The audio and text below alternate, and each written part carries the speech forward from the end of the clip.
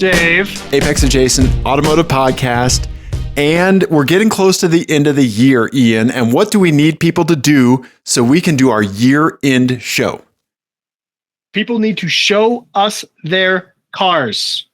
They need to send us pictures of their cars and little stories about their cars, but mostly the pictures. We want both. We want both. Yes. Show us your cars. We will collect everything that folks send us and a few that I forgot to add last year. And we will put them all, we'll bundle them up. We'll put some wrapping paper on them. Ian, can you do a bow? I'm not so good with the bows. Oh, I can do this. I can twirl the the scissors on the ribbon, curly cues. Okay. Yeah, you do that. Yep. And then we have our last show of the year, right? Show us your car special. Absolutely. And you can send those to us, 720-515-1391. You can text them with SMS technology, or you can email them to us at apexadjacent@gmail.com. You can send them to me on Blue Sky if you want to media the socials. I think those are all the methods. Yeah, if you're sending us a bunch of pics, email's the best because text will really compress the hell out of them. So yeah, feel free to email them if you got a bunch of stuff, apexadjacent@gmail.com. Absolutely. Yeah. Show us your cars 2025 year-end special. It's happening. Yes. The last episode of the year will be that. Please send them our way. Dave, what else are we doing today? Ian, we have a bunch of stuff to talk about. I've been a busy car boy, Ian. You have been a busy car boy. Yeah. Up top, do you have any garage updates? What's been happening with you car-wise? We have a mystery gremlin. Ooh, in the Alltrack. In the Alltrack, really? Tell me more. It is a thing where it happens when Jenny is driving the car. Okay. And I cannot replicate it. Oh, okay. I had it happen we had something happen one time. The car went into like a weird limp mode and put a weird message up on the dash months ago. No codes. Okay. No other indication that something was wrong. Uh-huh. Didn't happen again. Okay. And then, of course, I went out of town. Sure. And now Jenny reports that it has happened to her maybe 2 or 3 times in the last 2 months. Okay. But it's preceded by, and it's like an electrical thing where it goes into limp mode, restart, fixes it immediately. Mm-hmm. Okay. It's preceded by a crackling sound in the cabin. Oh. And I am quite perplexed. And then like the car goes into limp home mode. Mm-hmm. Yeah, like no power. Right. Yeah. It was an error message that when I looked it up, it said one of the common things is like a throttle position sensor or something like that. Like there's some sort of sensor issue. Yeah. I cannot make heads or tails of it, especially the crackling thing. The crackling thing can't get it to work. And every time it's happened twice while I was out of town. Yeah. And every time I come home and I take it for a drive and I try to replicate. Right. And I try to like replicate like I go like full throttle. Right. Yes. And then I park the car because that's the only way I drive it. Handbrake. Yeah. I'll try to do like I'll put it into like 6th gear at a low speed and like put my foot to the floor to see if it's like high throttle, low turbo pressure. Yeah. Nothing. I try driving it around in 2nd gear and see like, is it a high rev issue? No. I try just part throttle and overlap the brake. Nothing. I'm trying everything. Can't get it to replicate. Okay. No idea. I have one suggestion. Okay. You don't drive the car. Oh, just ride along with Jenny. Ride along with Jenny. Yeah, probably. Yeah. I think that's the best first step, in my opinion. Right? Yeah. Because she's not doing this stuff. She's not putting it in 2nd gear. She's not like putting it in 6th gear. Right. But she is like, she does, she puts her foot into it. Right. Sure. But she's not like making manual gear selections. Right. Yeah. Because I think that there's going to be some kind of thing that inspires it to happen that like maybe you just don't naturally do car wise. It could be. It could be. Yeah. Right? And I've driven around with her before, trying to get it to happen, but like it just hasn't happened yet. I think this is your passenger princess era, Ian. I think you just need to embrace it. You get to DJ the radio stations. Yeah. Right. Yeah. She'll be thrilled to hear this. Right. Yep. She's going to be like, well, Dave said you have to drive. She's like, but why are we married though? Right. Isn't this one of the things? This is the major perk. Yeah. I think I would put her in the cockpit, man. Mm-hmm. Yeah. I think you're right. Okay. Okay. Beyond that, the only other thing that I can think of is doing some kind of smoke test. So I did get a smoke tester, and maybe there's a tiny vacuum leak that's kind of like doing something or contributing. Who knows? Yeah. And so if you want to bring it over sometime and we just do a quick smoke test on it, real easy to do, man. It takes like no time at all. Yeah. It's probably worth it. Yeah.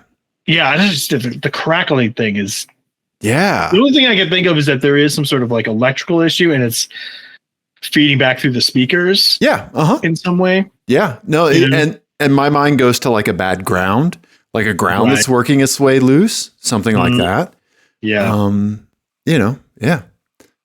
So a Volkswagen with electrical issues. Who knew? Huh. Yeah. See, I didn't say it. I thought it, but I didn't say it. No, I know you did. Yeah. Dave, what about your garage updates? Because you have a lot. I have been busy, buddy. So I have to tell you, first off, I legit had to hit the horn in the Abarth the other day when I was driving, and I had completely forgotten that we put your Italian fucking let's see if I still have it on the soundboard. Not that one. There we go. That shit. Holy shit, it scared me, and I think a little bit of pee came out. It scared you. Yeah. It's scary, and I'm the one with the horn. Did it scare the person you were honking at? I think so, yes. So it's not crazy loud. It's just more like the tone. Like, right. Yeah, it's like, oh, shit. Yeah, like that's the thing. Yeah. Right. So thank you. European police are after me. Yeah. I wanted to tell you again, thank you for getting me that horn because it is hilarious and I love it so much. It's God. Yeah. The second time I hit it, I was a little bit more prepared. Okay. But yeah, the first time I hit it in traffic, somebody was like trying to close the box on me, getting onto the highway, like completely inappropriately. They were going like 12 miles an hour on an entrance ramp. Yeah. And of course I'm passing them. And they just start heading over into my lane, buddy. And so it was, nope. Did they like swerve and like they didn't swerve, but they stopped the progress, right? Yeah. It was like just enough that I could still get around, no problem. Yeah. I love it. So good. Yeah. Yeah. So thank you again. That's such a kind and hilarious gift. So no problem. I hope that you use it at autocross. I do the beep beep horn. I do my little meep meep horn at autocross. I think you should do a meep meep ball. Just one time. Yeah. When I'm checking in, going through the gate, they get a beep beep. When I'm rolling up, past the check-in, they get a beep beep. For the blooper with the scanner for your helmet, they can get a beep beep. Yeah. Of course. My wife and I sold a treadmill or an elliptical a little while ago to some people that I know from work, and they have a 3-year-old daughter, right? And so they came with their car and the kid, and I was like, I just put a new horn in my car, and I need you to test it out for me. Could you please hit this little red button? And she was like, okay, super, bluey, stuffy thing in her hand and just all about it. And I was like, okay, could you please just push this? I need to make sure it works. And she was all about it. And before they left, I was like, could you just test it one more time? And she was like, a little beep beep one. Yes. Yeah. Yeah. So, kids love it. Yeah. Yeah. It's great. Yeah. So thank you for that. dude, speaking of the Nuggie, Fiat's gonna Fiat, man. Guess who got emissions tested? Nice. Yeah, no, not nice, because the OBD scanner couldn't read my car, Ian.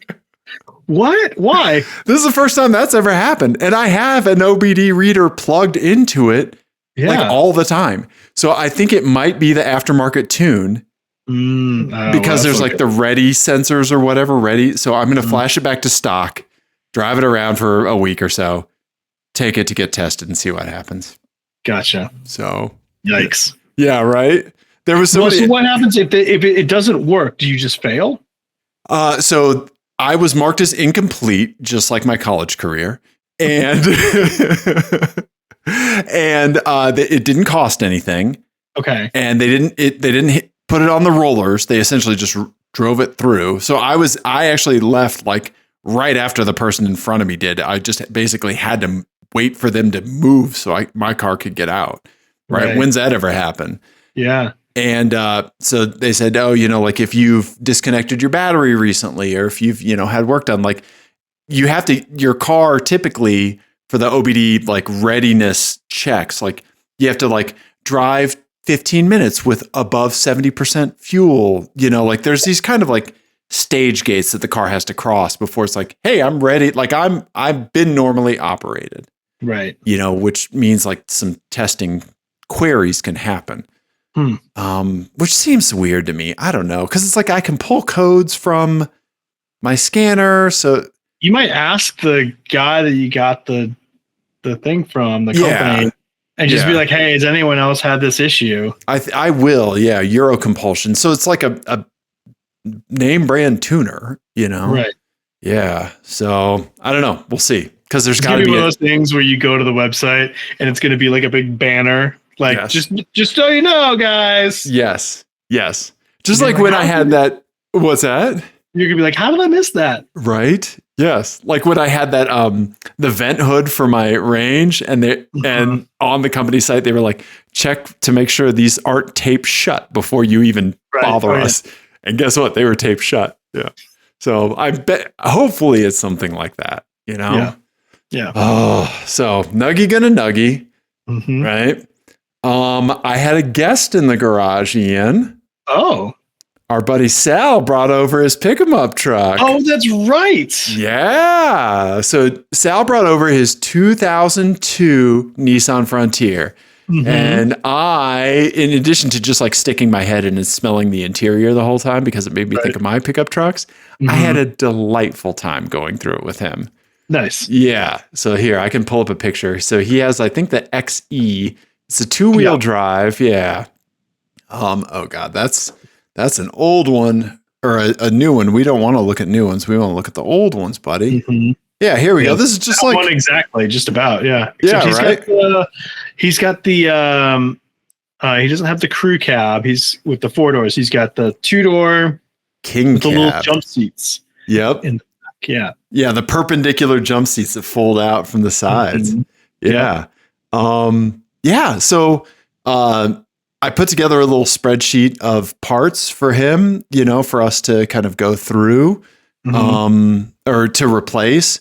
It's so easy to work on, Ian. It's so, I do miss pick-em-up trucks, man. Yeah. Right? They are. Like, the suspension stuff is super easy. Yeah. Yeah. The sway bar, like bushings, it's like, right? You don't even need to lift the car. You can just slide under it and do it.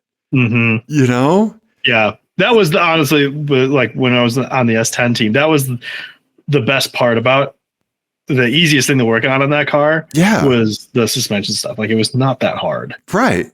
Yeah. Yeah. And I didn't know the name for some of the stuff, like the Pitman arm and like the, can't remember the big link that goes across the front, but yeah, so basically like just a whole bunch of worn out ball joints. Yeah. And so, sway bar links, sway bar bushings, stuff like that. I mean, like the sway bar links are gone. I mean, I bet. Yeah. Cause I don't know. Have you driven it? Cause it feels, I haven't. It's pretty loosey goosey. Yeah. It's going to feel like a brand new truck when he's done. Well, so also wheel bearings, but he's going to have a shop do it because that's like the whole repacking and all that stuff. I don't want to anyway. Probably. Yeah. Right.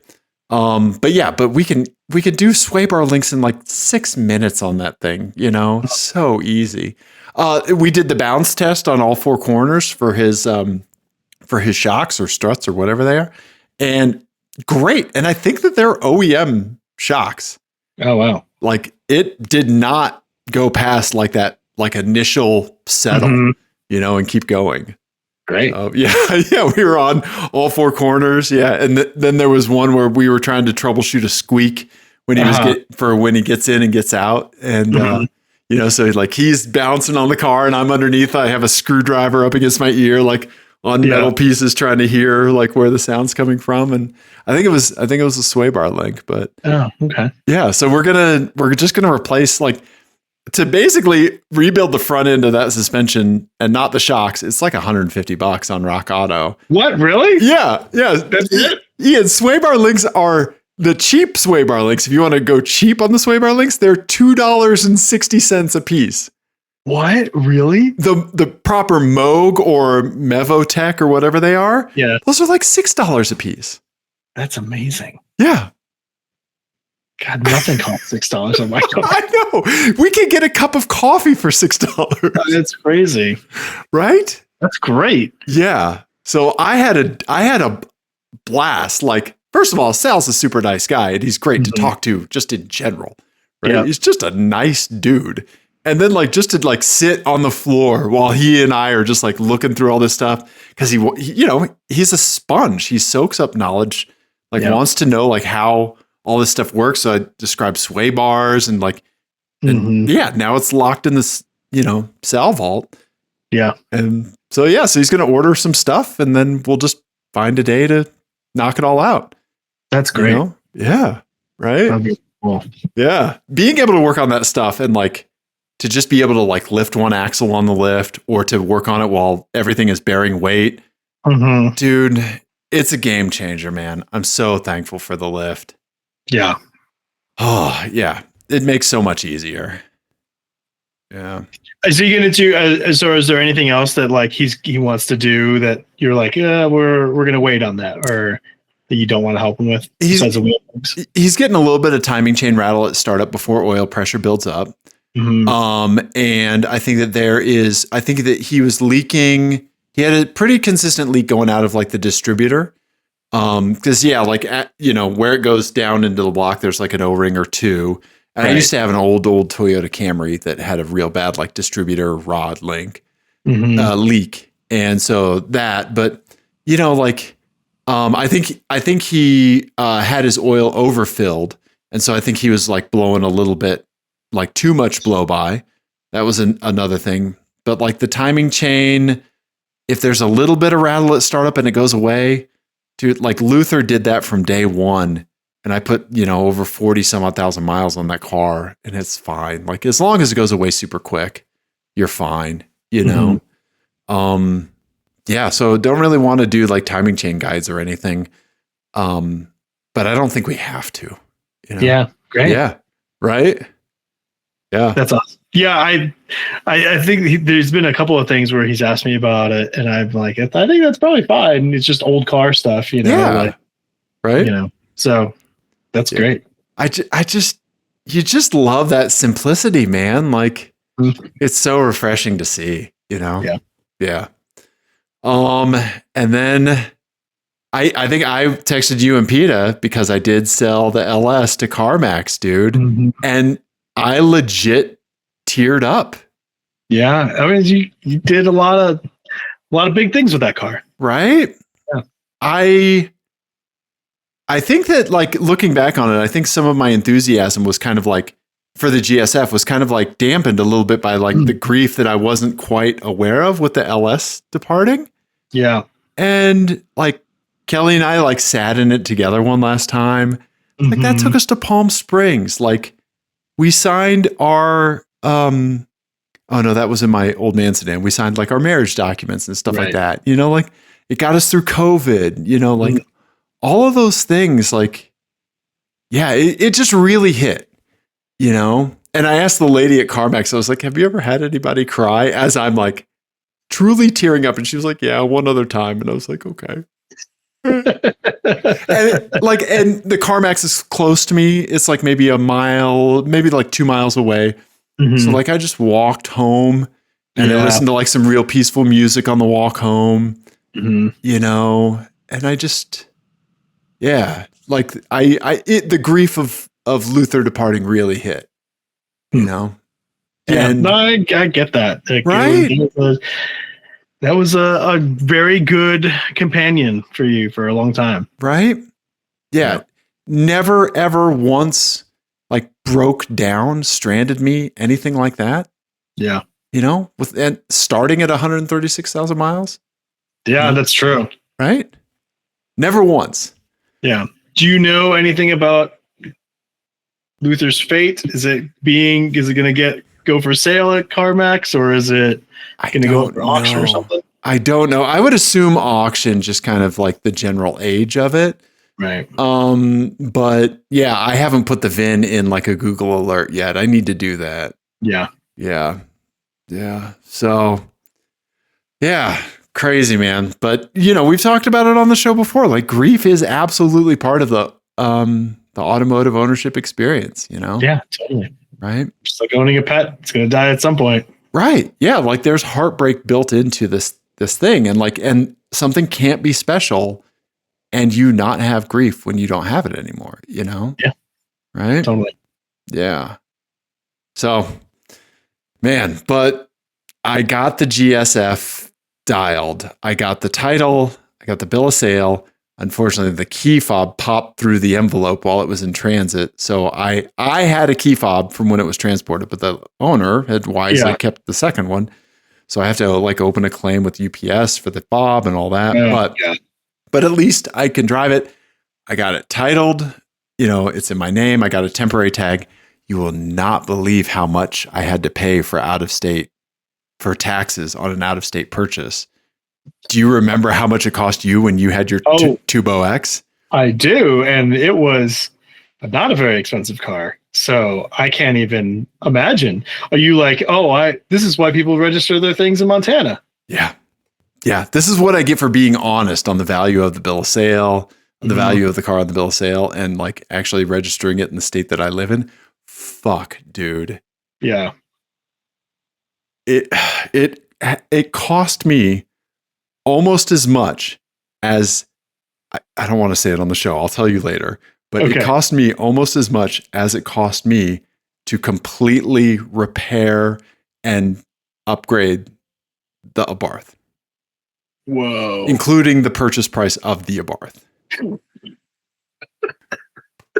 Like it's the Abarth, but just taxes. Yeah. That's crazy. There better be some good fucking fresh paved roads around, like directly in front of my fucking house, man. This is how Dave goes from being vaguely leftist to a libertarian immediately. Oh no, I expect a return on that. I will put your kids through the public school education system. My tax dollars will do that. That is a fucking investment. Yeah. If I'm giving somebody my tax dollars, which I am happy to do, I just need to at least see something. Yeah. Holy shit. I need to see fresh tarmac in front of my house. They should have fresh pavement rolled out in front of me like a red carpet event. Oh my God, Ian. Oh, it was one of those dollar values that you hear where you're like, that's not right. Check that again. Yeah. No, it was right. Oh my God. Yeah. So anyway, I'm very thankful that I could pay it, that the car is mine. I swapped the lowering springs. I put the OEM springs back on. I kept the aftermarket rear upper control arms that provide like that full like camber adjustment for the rear. And I took it to the Lexus dealer up in Frederick this morning. And I got a few, this is what we all want as car guys. The guy that was putting me into the service bay came around and shook my hand. And he was like, dude, this car is nice. He was like, this is so nice. And I just talked to him for a minute about it. the service writer said that everyone said that they were jealous. When the car got pulled back into the service for me, my wife and I to pick it up, it got catcalled. Legitimate, like, I've never been catcalled. I've never catcalled anybody, but my car has now been catcalled at the Lexus dealer. I love it. Like, as car guys, that's all we want, is just like, we want like the mechanics and the techs to think we have a cool thing, right? Yeah, totally. You know? Yeah, that's all we want. But yeah, so I got that. And so they dialed in the alignment. They didn't have to put the stock parts back on to dial them in. And so I drove it like a grandpa up there, because I was like, if this thing is on like crazy tiny contact patches on the rear. Right. Yeah, like, yeah. You know, like, yeah, because of how the wheels are angled. Did it feel much better after you got it? So much better. Like a completely different car. Like completely planted, just hooked into the road. Yeah. Nice. Yeah, so the drive home was nice. I took it to go get sandwiches tonight. Ian, holy shit. It's a crazy car, Ian. It's so nuts. It's so fast. It's so stupid fast, Ian. And like, and it's so like, it is deceptively quick. You just, yeah. I don't know. I cannot wait for you to come over, for you to take a ride in it, to drive it. You know, I'm very much looking forward to sharing it with you. Well, we will talk about that after the show. Absolutely, we will. Yes. So dude, that's been all my car stuff. Some fails, some crying, some tears, some legitimate laughs with friends. And then, you know, and then a GSF just kicking in the door. Amazing. You know? Yeah. So, what else? You said that you had another topic, and on the talkabouts, you have written Roman Empire, and I am quite curious as to what this is all about. Yeah. I've talked a lot on the show, so I do want to kick it over to you for some of this stuff, because I have questions for you. So I think, you know how I can like obsess about things, right? Our whole like Toyota Lexus 1998 conversation. Yeah. Right. Like, so the whole like Roman Empire meme, like describe the Roman Empire meme for anybody who doesn't know about it. Yeah. The meme is basically that men will think about the Roman Empire like once a week or something like that. But then people were sharing like what their Roman Empire is, that they think about all the time, that they're sure that nobody else does. Right. Yeah. And so I wanted to see what, like, contextualizing like my Toyota King of the Hill, you know, on some other shit in 1998. That was absolutely my Roman Empire. And I have a music Roman Empire that I always think about. It's Coachella 2023, right? With Skrillex and Fortet and Fred again coming in for Frank Ocean when he canceled his show. I think I legit think about that at least once a day, and I think about an Instagram comment on a picture of it where a guy said, "My kid is going to be so pissed when I name him Fred again, Fortet, and Skrillex Coachella 2023." That's how much I think about it. That's like my car Roman Empire, my music Roman Empire. Given that frame, what do you think of car-wise, Roman Empire-wise? Like, what are the things you keep returning to, pleasant otherwise? You know, I think my Roman Empire thing, and I've talked about this on the show before, I know, is the whole like living with the legacy of the Gilded Age thing. Okay. Of like, especially like the physical parts of the internet. Oh, yes. Like I actually just listened to the NPR had a story on tonight about the first transatlantic telegraph cable. Oh, okay. Okay. And it's the same path that they use for fiber optics now. Okay. Right? Like exact same path. Really? So, yeah. Oh yeah. And then like the railroad lines that were, you know, bought up by the rail barons and done with all those massive government subsidies and stuff. That's where the telegraph lines were put in, because it was a right of way. and then those became telephone lines, and then they became data lines, and so like we're just still living in the late 1800s now. Like we're talking right now over some of the same transmission lines, basically. Right. They've been upgraded. Like the same pathways, yeah. But the same geography. Right. That people were sending telegrams to each other in like 150 years ago. Wow. So I think about that all the time. Okay. Yeah. And I will never be rid of the Gilded Age, basically. Like we keep repeating all the same mistakes and all the same victories just over and over and over and over again. Okay. Yeah. And it has manifested itself in insane ways, like governing the size of airplane fuselages, because that was like the way that they could fit them on train cars to transport them, and like the tunnels that they could fit them through. Like they couldn't make planes bigger than a certain size because of these like pathways that they had to navigate. Like all of these downstream effects because some dude with dynamite was like, here. Basically. Oh shit. Okay. There's a ton of stuff like that. Wow. Okay. Oh man. Do you have any like non-infrastructure? Do you have like any pop culture kind of like?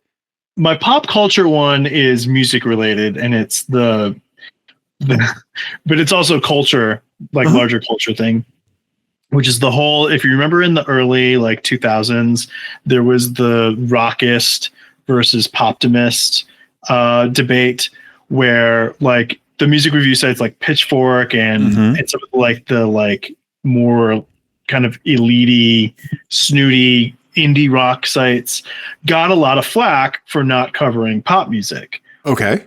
And it was framed as like a sexism or a racism thing. Okay. And so, but now so like the poptimists, when the pro like pop music people were called poptimists, and they sort of like won the argument. Okay.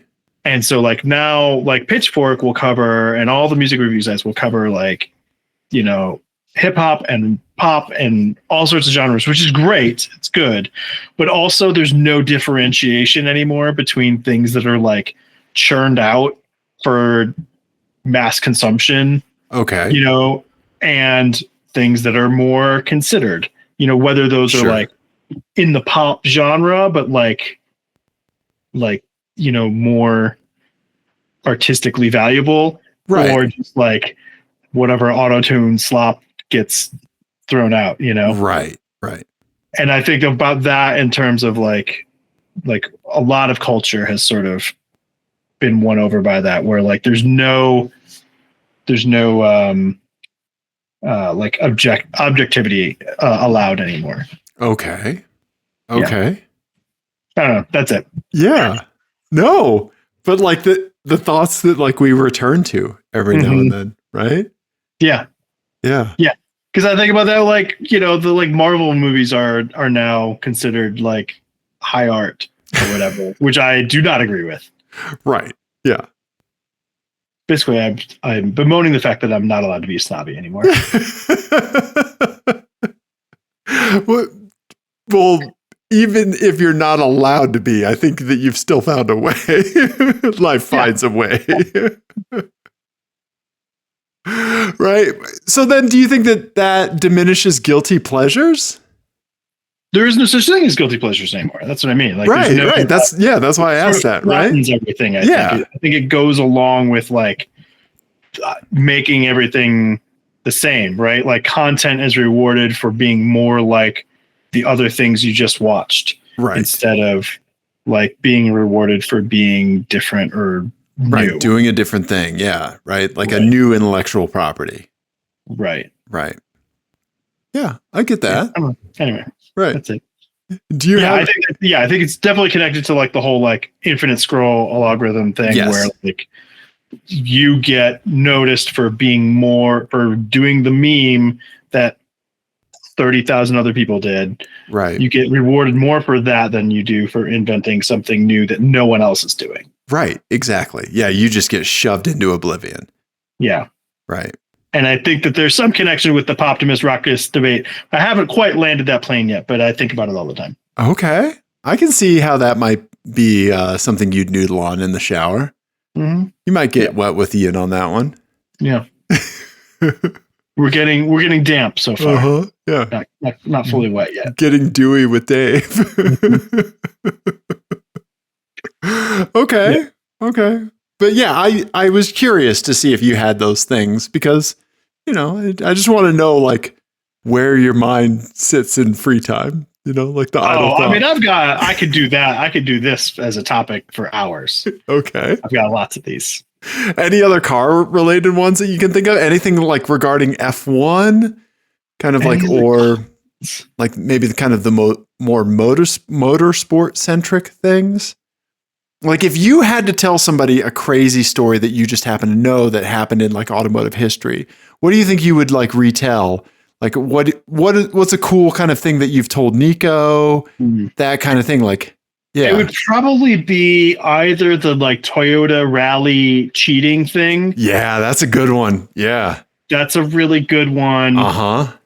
It might be all cheating ones. And then or the IMSA drug running thing. Oh yeah. Or there's one that's been going around lately actually about Ferrari and the pit crew thing. Have you heard about this story? No. So apparently in the 90s there was a hospital in England, and I'm like retelling this, so I'm gonna fuck this up. But like no, yeah. There was a hospital in England that did a lot of surgeries for children, and children had a really high mortality rate going from the surgery to the ICU to recover. Okay.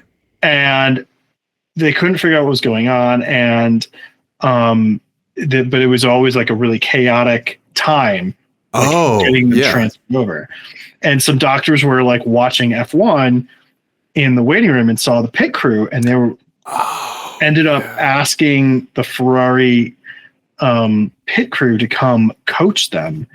And they found like all these things of like people like talking over each other, or like inefficient movements of like two people reaching for the same thing at once, and like people not having like really defined jobs. So they consulted with this like children's hospital, and like their mortality rate dropped by some like outrageous percentage, and it was like a resounding success, and it was a direct result of just like motorsport influence. Okay. Like seeing amazing logistics and coordination and translating that into just another area that needed logistics and coordination. Yeah, totally. Wow. Okay. Yeah. I vaguely remember something like this, but I didn't. Yeah, it was the Ferrari pit crew and like a hospital in England in the 90s. That's amazing. Yeah. Okay. That's really cool. Yeah. So like something like that, probably. Yeah. Nice. I would like to hear what other folks like what their automotive centric Roman Empire is. Yeah. You know? Yeah. Curious about this. Because I'll tell you about it too, because I'm sure I have another one. Yeah. I need some new ones. But after that, like that's why I put Roman Empire on there. I was just kind of recontextualizing my obsessive thoughts to try to tell myself they're a little bit more healthy. Yeah. But I also think about the Eagle, the AMC Eagle wagon. As the first crossover. Oh yeah. And how it doesn't get credit for that. Yes, right. When the Subaru Outback commercials came out with what's his name, Paul Hogan, and he was the world's first sport utility vehicle, and it was like, no, it's not, motherfucker. AMC's been doing this shit for a while. Yeah. I that was the exact thought that I had. No, it's not. Like I was a kid leaning over on an ottoman, like with my head up like this. That like, no, if we sat like that as adults, our spines would be wrecked, right? Yeah, the positions we used to watch console TVs in back in the day. Yeah. Right? Yeah, I remember being very upset by that. That's really funny. You know? Yeah. But anyway, I have a license plate game for you, Ian. I would love to have it. Yes. Ian, this one, oh man. Oh, we got a bunch of my eyes I forgot to add in, so we're going to show those next time. But Ian, This license plate game, Ian, is license plate game number 132 for you. Okay. All right. This one is just called UBU. UBU. Okay. Okay. And here we go. Okay. All right. So we've got an Audi Q5 up top in black. We've got a Rivian R1T in like silver.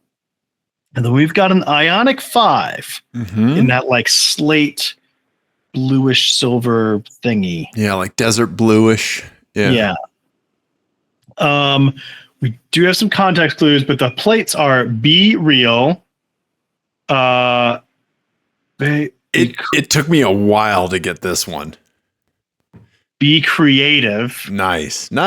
Be Creative and Be Weird. Oh man, these are great plates. None of these are mine. These are all listener submissions. Okay. And Be Creative is spelled BCR8IVE. Write that shit down and see how long it takes someone else around you to get that Be Creative from that. Because it legit took me like at least a minute. That's a pretty good one. Okay, I need some zoomies and enhancies. You got zoomies and enhancies coming right up, homie. Okay, so we've got a Colorado plate on the Audi. Nothing else to speak of. A silver, just a very simple silver license plate frame. I will call out one thing about the license plate frame. It's missing the diagonal screws. They just have two of the screws holding it in, right? The upper right and the lower left. And usually people will just do the uppers. Right. I've never seen that before. That's an interesting, yeah, maybe creative. Huh? Bold move, Q5. Okay. All right. And then we've got, so the R1T doesn't have much to go on, but it does have it's an Illinois plate with a White Sox specialty plate. Right. And it's an Oklahoma State dad. Oklahoma State dad. Okay. I want you to know that my kid is also sucking in the Midwest. Okay. All right. And then the Ioniq 5. Colorado plate with the stickers on incorrectly. Oh yeah, they are on incorrectly. Yeah, they're the month and year. Yeah, like the month sticker is on the upper right hand. It needs to be on the lower left. Yeah. I didn't notice that. Good eye. Yeah, and it needs to be washed. Yeah, pretty dirty. And there's no license plate frame. Raw is just slap that. I got my neighbor to get a license plate frame for their car. Like I was like, I'm just gonna say this once. They were showing me their new car. They bought a Z4. Like I'm just gonna say this once. Got to get a plate frame. They did. I still haven't. You son of a bitch. Okay. All right. Oh, this is tough. Yeah, this is a tough one, man. Because I just want to say, like, none of these are especially weird cars. Right. Or creative cars. Yeah, by today's standards, it's not like there's like a Citroen DS with like, Pikachu heads duct taped all over it. I think the Ioniq 5 is the weirdest car here. Okay. I think for whatever reason, I think Be Real is on the Rivian. Okay. With the White Sox plate. I just feel like the combination of a White Sox plate electric car and Oklahoma State thing feels somebody no nonsense a little bit. Okay. And that is also Be Real from Cypress Hill driving that Rivian. It could be. The problem with that selection is that it means that either Be Creative or Be Weird ends up on the Audi, and that car is neither of those things. Right. But I have a real strong feeling that the Rivian has Be Real on it. Okay. I think Be Weird is on the Ionic, and I think Be Creative is on the Q5. And I think that the Q5 is the type of person who spent a really long time diagramming out how they could get that onto a license plate. Okay. Like that is a plate brought by persistence and like hitting submit on the DMV thing many times. Right. Okay. There's a spreadsheet involved. Probably. Right. I may have crossed paths with them when I was trying to buy a GSF. Right. Okay. All So right. That's where I'm going. Okay. Ian, I think that you will be mostly pleased and the remainder amount, you will also be pleased because you got them all right, Ian. Oh man. Yes. I did not think I was going to get that one. You got every single one. See, trust your gut. You are a psychic for this stuff, man. Man, that was a tough one. It was, but you honed in. You tapped into some like ancestral knowledge, Ian. I also think the registration stickers being in the incorrect spot on the Hyundai was a real clue. Yeah, right? That's great. Yeah, so our buddy Mark sent in the Hyundai Be Weird. Thank you, Mark. Eric sent in the White Sox Be Real. Rivian and Tara sent in the Be Creative. Howdy. So thank you, Tara. Thank you, Eric. And thank you, Mark. Boom. Right? Ian, well done, man. Thank you. Well done. Amazing. Okay. And if you have vanity plates, 720-515-1391. Send them in. Everybody, I have an album of the week. Yes. This week we're gonna go real weird. I may have done this one before. I don't know. Sometimes you're in the mood to just be a little freaked out and like a little just like assaulted by your music choice. Okay. All right. And if you're ever in the mood to be assaulted for a long period of time, this is the record. Okay. So this is from it was released in 1997 or 1977 originally. Okay. It's a 1974 live concert called Dark Magus. So this is a Miles Davis concert from 1974, live at Carnegie Hall, Dark Magus. Okay. It is probably the wildest thing he's ever released. Okay. It is very rock heavy, so it's not really jazzy at all. Okay. It was deep into so this is like the Bitches Brew era of like the fusion funk stuff, but this is more like rock heavy. I saw somebody, I was reading up on it, I saw that one critic at the time basically said it was like kind of like a Can album. So there's like lots of drum forward sort of things in it, and there's just like 25-minute long passages. Wow. It is a wild record, and it is like, I don't know, sometimes when I'm like in a crap mood and I need to roll into that. Okay. And like keep my productivity up. Okay. I need to like assault the problems that I have. Right. You need a denial of service attack on your own head. Yes. Okay. This is what I'll do. Okay. Do you see a direct line between like this and your Alltrack concert experience? Oh, I'm sure that there were people who were way more perplexed than I was at this show. Right. If you hadn't listened to the previous two Miles Davis records, and dropped into this shit, you would have been, what the fuck? Okay. Yeah. And apparently the story of the concert is wild too. So I saw what they said like he lived 15 minutes from the venue and was more than an hour late. Yes. Okay. And then he fired some of the musicians like the week before the show and just hired strangers. And so they had like played together for the first time on stage at Carnegie Hall. Jesus. and he was like deep into like cocaine years, and Sure, yeah. he was in a rough spot, but this is amazing. It's really, really good. Okay. Wow. Yeah. Okay. Every now and then we're gifted with a fragment from like the edge of insanity, right? Well, and Miles Davis, I will rant about Miles Davis for a long time too, because like he invented so many genres Right. just on his own. Like he basically invented fusion. He invented cool jazz. He basically invented hard bop.